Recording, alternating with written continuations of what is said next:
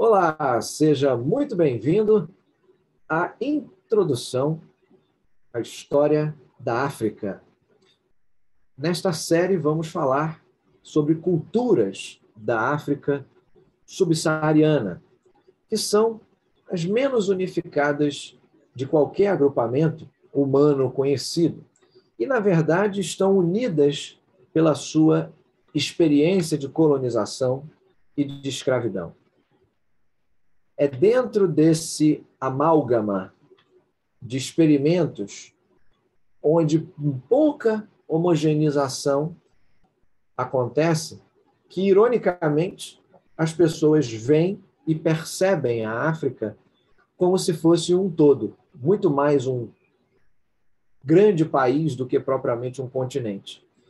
E, no entanto, uma das coisas importantes a serem lembradas ao encontrar pessoas e lugares na África, principalmente na África subsaariana, é que uma grande quantidade de identidade tradicional e tribal existe em todos os lugares que você visita. Quando a maioria dos ocidentais pensa na África, eles geralmente evocam imagens de povos tribais, da escravidão ou até mesmo de corrupção. E como acontece com a maioria dos estereótipos, existe sim um fundo de verdade nessas ideias, mas a maioria das informações sobre a África é muito distorcida. Distorcida por interesses, idiosincrasias e, às vezes, má-fé dos pseudo-estudiosos que tentam apresentar um cenário sobre a história da África.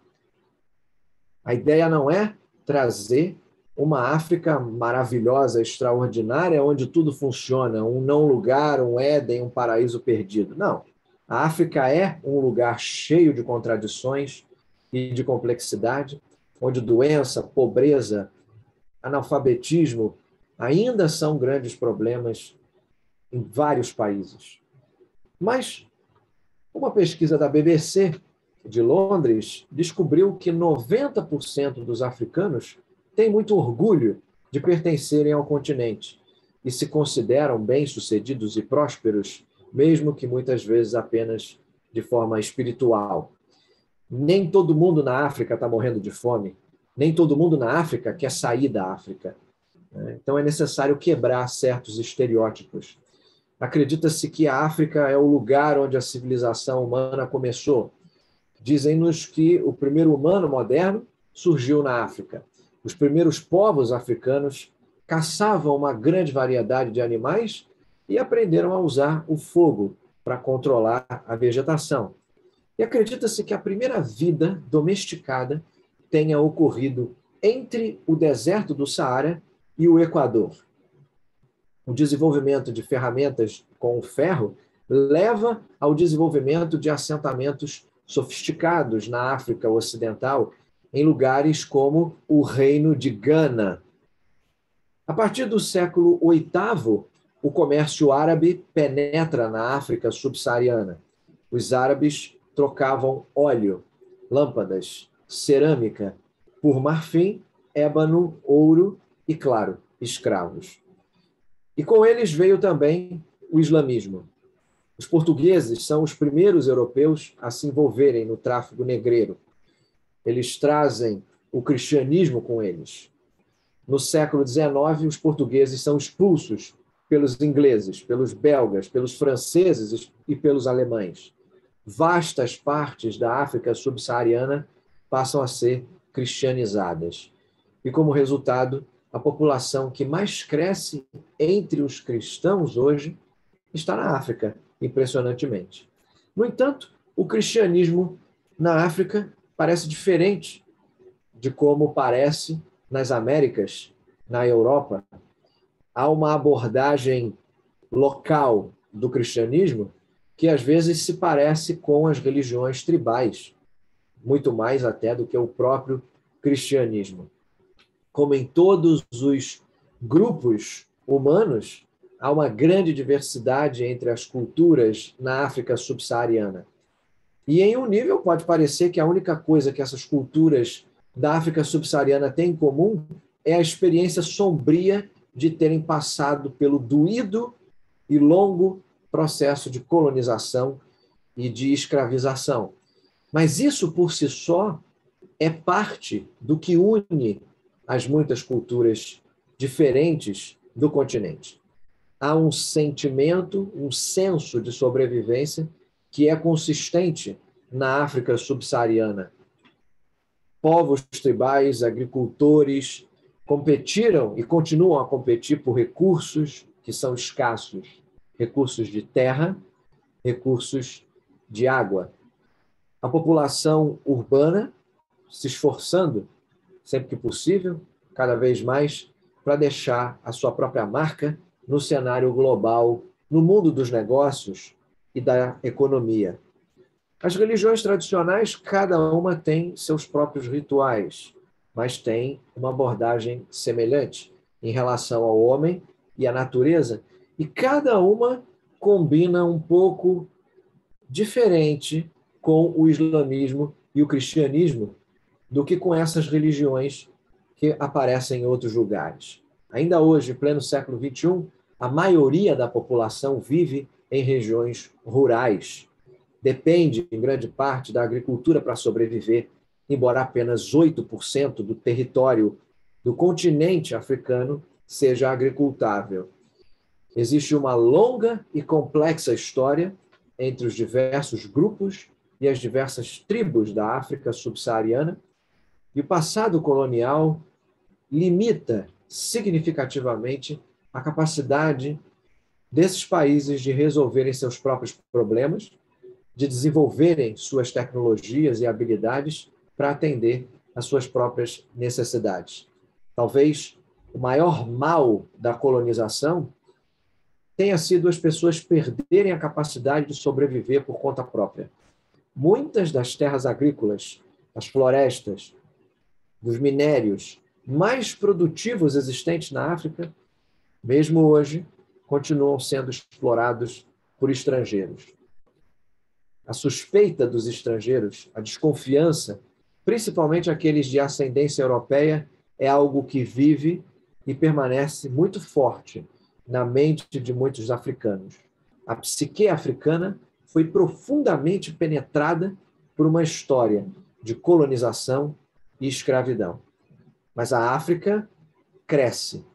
O investimento estrangeiro aumentou significativamente na África em comparação a décadas atrás. Os africanos percebem que a sua diversidade, combinada com uma busca e uma reconquista por essa sobrevivência, pode ter, sim, um grande ganho e representar um dos maiores ativos para que a África possa competir no cenário internacional. Mas a África não vai, em momento algum, se parecer com a ascensão dos tigres asiáticos nos anos 90, ou com as histórias de sucesso econômico na América Latina ou na Europa Central. Apesar de gerações de influência ocidental e de crescente secularização, a África subsaariana é um lugar muito religioso. A religião desempenha um papel integral na África, e a composição religiosa é ainda de 41% de cristãos, 31% de muçulmanos, 18% de religiões tradicionais e 7% de outras religiões. Claro que estamos desconsiderando, para efeitos do nosso estudo, o grande e esmagador percentual de muçulmanos vivendo no chamado Maghreb, a África acima do Saara, né? A África de países como a Tunísia, como a Líbia e o Egito, né? Essa África é quase uma outra África, que vive em fluxos e intercorrências constantes da Europa, da Ásia e das ilhas do mar Mediterrâneo. A existência para a maioria dos africanos, na verdade, é um fenômeno muito religioso. Cada indivíduo é um ser profundamente religioso que vive em um universo religioso. Eles vivem com essa profunda sensação de que uma força vital, uma energia permeia todo o universo e apesar da influência generalizada do cristianismo e do islamismo, isso decorre em grande parte das religiões tribais que estão presentes há milhares de anos na África. E o islamismo e o cristianismo africanos vão refletir essa influência tribal na maneira como foram tornados africanos. Existem 3 forças primárias que precisam viver juntas em harmonia nesses países da África: a humanidade, a natureza e o mundo espiritual. O mundo espiritual transcende a humanidade e a natureza, então, as comunidades também vão se esforçar muito para estar em sintonia com o reino espiritual. Há uma série de papéis de liderança tradicionais estabelecidos para refletir essa prioridade no reino espiritual. Por exemplo, a figura do curandeiro ainda é encontrada em quase todas as aldeias. Ele ou ela precisam encontrar a causa da doença, aplicar o tratamento correto, fornecer os meios de prevenir essa doença no futuro. E o curandeiro aplica tratamentos físicos, mas também tratamentos espirituais. Há os fazedores de chuva, que são figuras empenhadas em fazer chover ou em parar de chover. Então, em função desse papel vital da agricultura para a sociedade africana, todo o sustento de muitas pessoas depende de boas chuvas. E esses fazedores de chuva são altamente religiosos. Eles lidam com questões relacionadas ao clima. Sacerdotes, adivinhos, reis, rainhas, todos têm papel de interagir com o divino. E em todo o agrupamento humano sub-africano, a religião não é um reflexo teórico abstrato, teológico, versando sobre crenças. Na verdade, a religião implica ação. Religião significa realizar um ritual, fazer algo, incluindo consultar um adivinho, ofertar um sacrifício, rezar, entrar em transe, fazer magia. A religião é um meio de sobrevivência que visa a saúde, a fertilidade, chuva, proteção e harmonia. E a África, portanto, nessa forma de ser, é extremamente coletivista, assim como a maioria dos agrupamentos, mas no caso específico africano e da África subsaariana, uma pessoa é apenas uma pessoa através da sua interação com as outras. Essa ideia é caracterizada principalmente por normas de reciprocidade, pela supressão do interesse próprio, pela virtude da simbiose e da interdependência humana.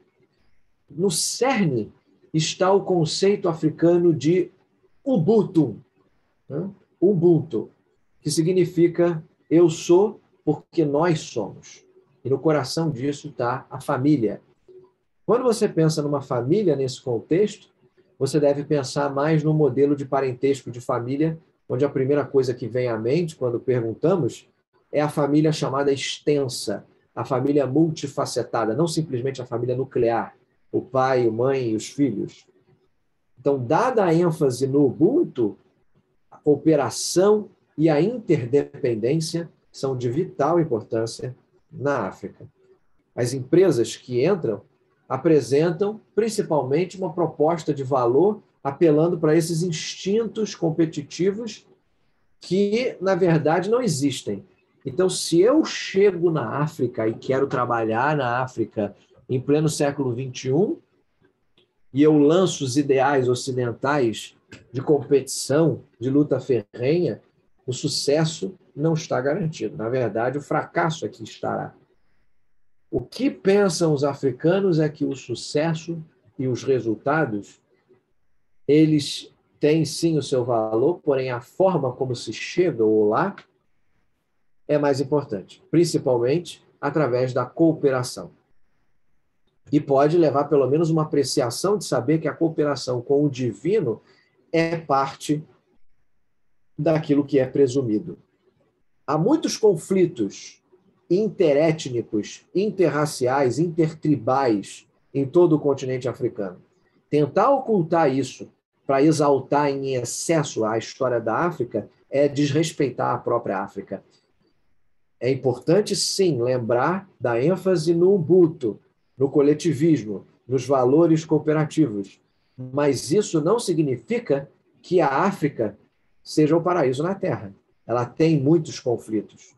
Como na maioria das sociedades coletivistas, o compromisso e a lealdade são com o próprio grupo.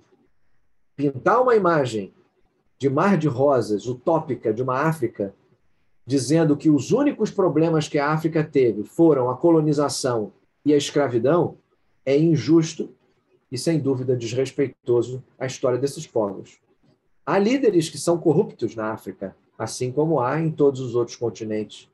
Há figuras que se aproveitam do seu poder, mas também há líderes que governaram e governam com justiça e integridade, desenvolvendo democracias notáveis em diversos lugares no continente africano. Essa série de encontros vai se destinar a fornecer uma introdução geral à África e à sua história. Nosso objetivo não é esgotar a história da África, mas acender uma chama e lhe dar subsídios para poder estudar a história desse continente fascinante. Para muitos, a África parece ser o continente perdido. Perdido em dois sentidos. Primeiro, perdido de vista, porque muita gente simplesmente ignora a África, nem quer ouvir falar, não sabe muito sobre o lugar, sobre a geografia, sobre a história. E o segundo grupo é aqueles que consideram a África como perdida, no sentido de irremediável, no sentido de perdida para sempre. Não tem mais jeito, deve ser abandonada. A civilização ali nasceu, surgiu, se desenvolveu, mas fracassou. E isso que a gente ouve parece esmagadoramente negativo. Pensamentos de que África é só pobreza, é só doença, é desastre, é violência, é tirania. O nosso objetivo aqui não é adoçar, não é oferecer meia-culpa ou dar desculpas, mas oferecer o olhar com o peso devido da realidade por trás dessas imagens deturpadas e, ao mesmo tempo, apresentar a imagem que é, mas não é vista. A visão mais completa, equilibrada, isenta do ponto de vista científico e historiográfico, permitindo a compreensão da complexidade da experiência africana. Portanto, nossa série vai se concentrar principalmente na África ao sul do deserto do Saara. Por razões conexas, se existe um subcontinente privilegiado, vai ser a chamada África Austral. Porque a República da África do Sul, em particular, precisa ter um destaque, em parte porque é de longe o país mais desenvolvido e poderoso dentro do nosso foco. E também porque a história na África do Sul, em muitas conjunturas, rende comparações fascinantes com a história de outros países fora da África. Mesmo assim, a gente vai dedicar a atenção devida a temas e aos desenvolvimentos que foram centrados na África Ocidental Central e na África Oriental. E, com isso, apresentar para você uma introdução devida à história da África. Então, venha conosco fazer essa jornada pela introdução à história da África.